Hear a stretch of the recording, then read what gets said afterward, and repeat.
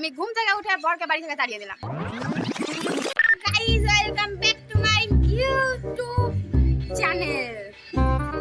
Guys, আমি ঘুম থেকে উঠে বরকে বাড়ি থেকে তাড়িয়ে দিলাম। আর একটা ইম্পর্টেন্ট জিনিস দেখাবো গাইস, দাঁড়াও। এই যে গাইস, আমার ছোটবেলাকার জলের বোতল, যেটাতে আমি এখনো জল খাই, এটা হলো ইম্পর্টেন্ট জিনিস। এবার চলো দেখাই আমার বর কিলি বাড়ি আসলো। বাড়ি থেকে তো ঘুম থেকে উঠে তাড়িয়ে দিয়েছিলাম। চলো গাইস, বরকে তো বাড়ি থেকে বের করে দিয়েছিলাম। বর দেখি আমার রাগ ভাঙানোর জন্য আমার ফেভারিট দোকানের ডালপুরি নিয়ে এসেছে। আমি ছোটোবেলায় যেই দোকানের ডালপুরি খুব পছন্দ করতাম, কান্নাকাটি করতাম যেই দোকানের ডালপুরি খাওয়ার জন্য, সেই দোকান থেকে আজকে আমার বর আমার জন্য ডালপুরি নিয়ে এসেছে। সেই একই স্বাদ, একই রকম খেতে।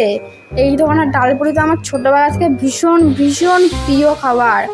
আর আমি এই দোকানে ডালপুরি খাই যখনই খাই। আর আজকেও দেখছি আমার বর আমার জন্য এই দোকান থেকে ডালপুরি এনেছে।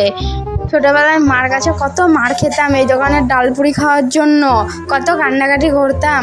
আর আজকে কিছু না করেই সেই দোকানের ডালপুরি আমি খেতে পেয়ে গেলাম। গাইজ, এই ডালপুরির স্বাদ কিন্তু এখনও একই রকম আছে। সময় পেরিয়ে গেছে, বয়স বেড়ে গেছে, কিন্তু কাকুর হাতের ডালপুরির স্বাদ একই রকম আছে, একটুকু পাল্টায়নি। খুব সুন্দর লাগছে। আমার তো খুব খুব প্রিয় খাবার এই কাকুর হাতের ডালপুরি।